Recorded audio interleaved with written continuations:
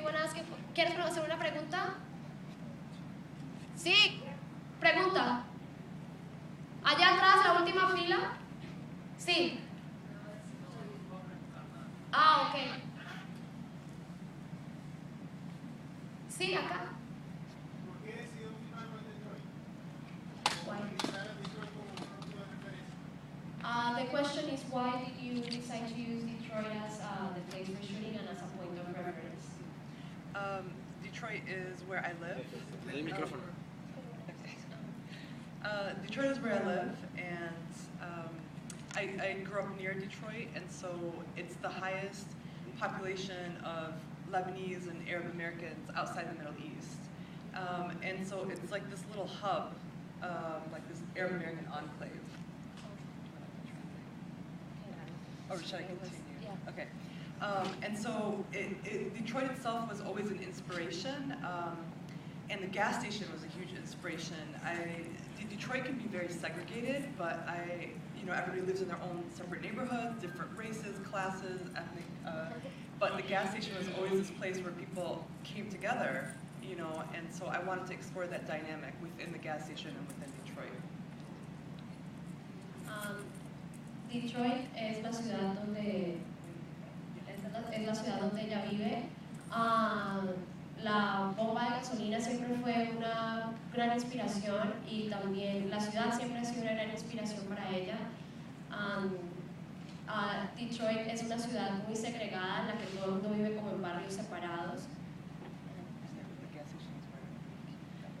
Y la bomba de gasolina es el lugar donde todo el mundo se junta y donde pueden compartir sus experiencias.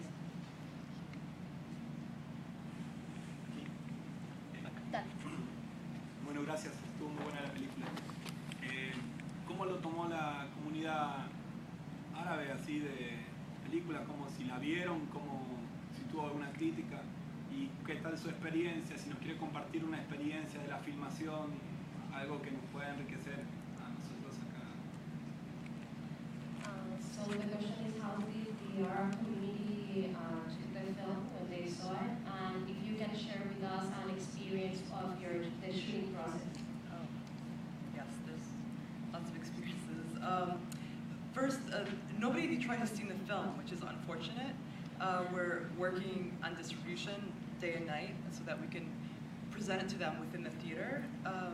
And the shoot was pretty crazy. It was a 23-day shoot, and we pulled together this gas station that you saw was completely abandoned, and we couldn't find the owner, and we sort of broke into the gas station.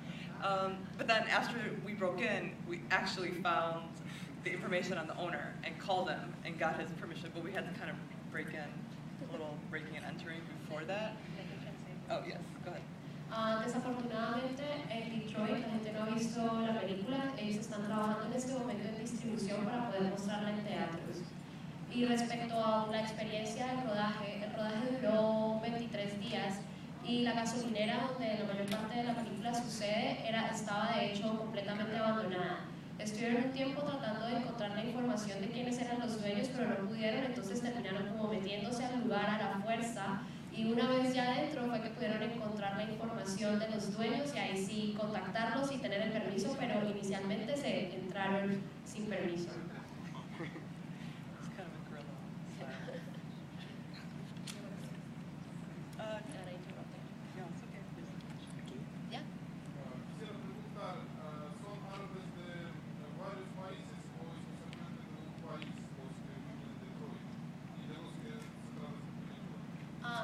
Are the Arabs living in Detroit from different Arabic countries, and which ones in specific?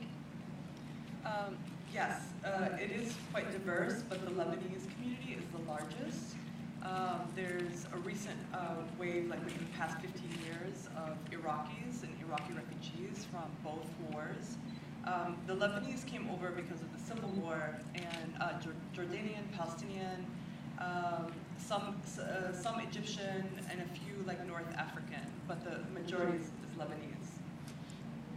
La mayor parte de los árabes en Detroit es bastante diverso, pero la mayor parte de los árabes en Detroit son del Líbano y vinieron por la guerra civil en los 70s, pero también hay personas de Egipto, de otros países del mundo.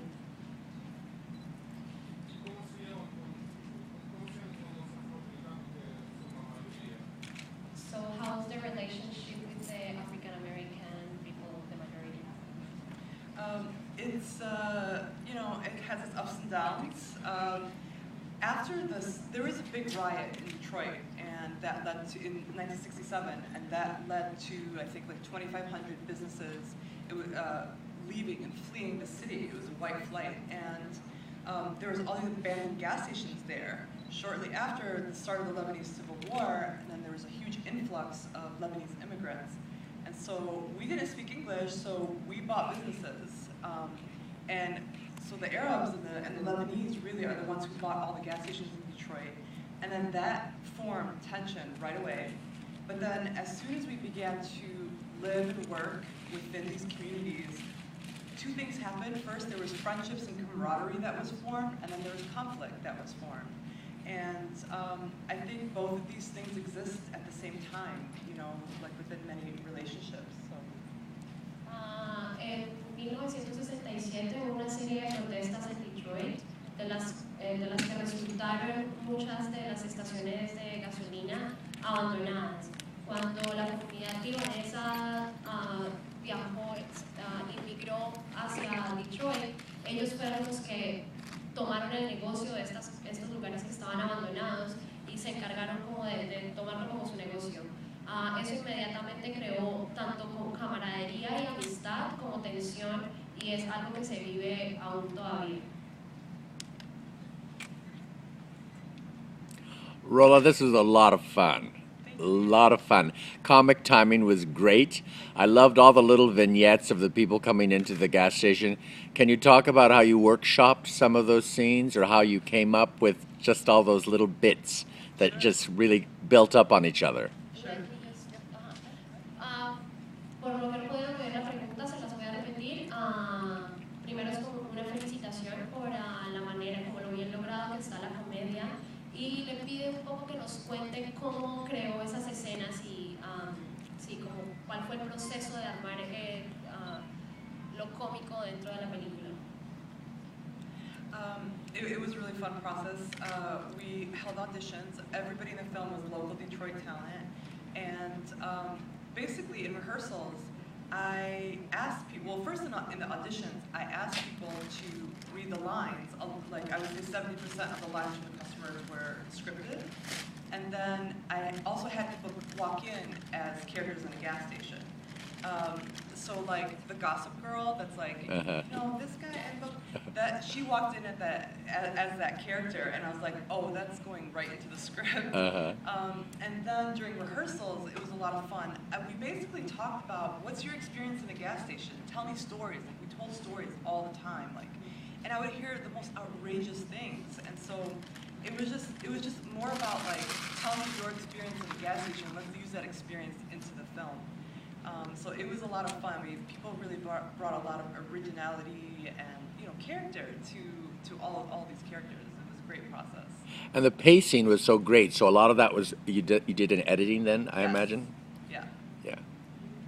Thank you. Fue un proceso de casting bastante largo en el cual para el momento en el que empezó el casting ya tenía 67% de los diálogos escritos, de las líneas escritas. Y al llamar a las personas al casting los ponía a unos a que leyeran las líneas o dijeran las líneas, pero también tenía personas que entraban en la escena un poco como personajes que entrarían en la estación de servicio. Y así, de esa manera, muchas de las ideas para los personajes que entraban ahí salieron de ese proceso, del proceso de casting en el que los actores traían sus propias experiencias. También tuvieron muchísimas conversaciones alrededor de, ok, ¿qué se hace en una estación de servicio? ¿De qué se habla o qué se hace en una estación de servicio? Entonces, de ahí salieron las escenas.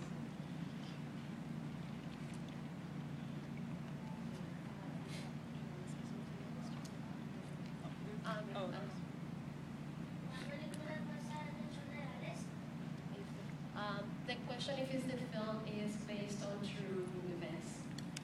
I think it's based on a lot of true events within my life, my friends' lives. I've never had a gas station boyfriend, but you know, a lot of people have.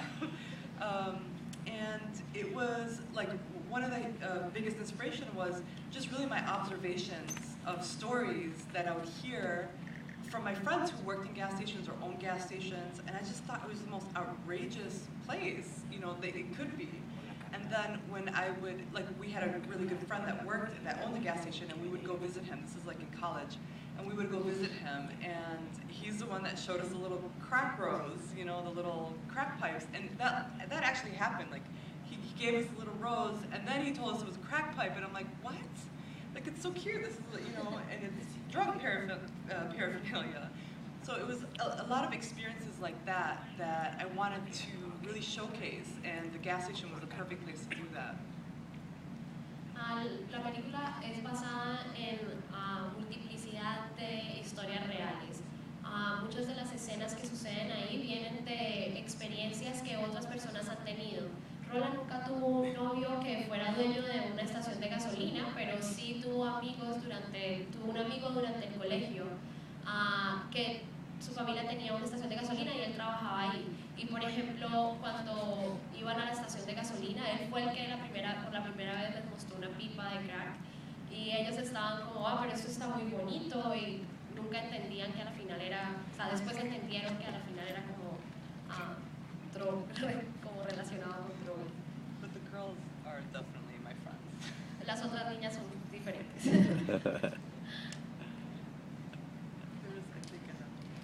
Quisiera agradecer a la directora de la película, me pareció excelente y muy enriquecedora. Y solo quisiera agregar un comentario. Hace un año estaba en Haití y fui a una tienda y los dueños eran de Siria.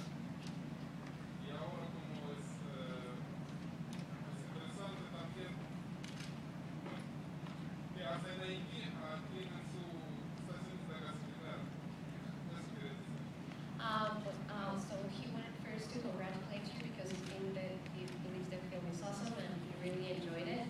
And he also wanted to share an experience as he went to Haiti, and there he met Syrian people who owned also gas stations. Nice. Gracias, thank you. Yeah, we're everywhere. We're all around the world. Everywhere you will find a Lebanese or Syrian or Arab community owning something. Oh, sure. Unfortunately, desafortunadamente ya tenemos que cerrar, but Rola, thank you very much for being here. It's an honor for us to have you.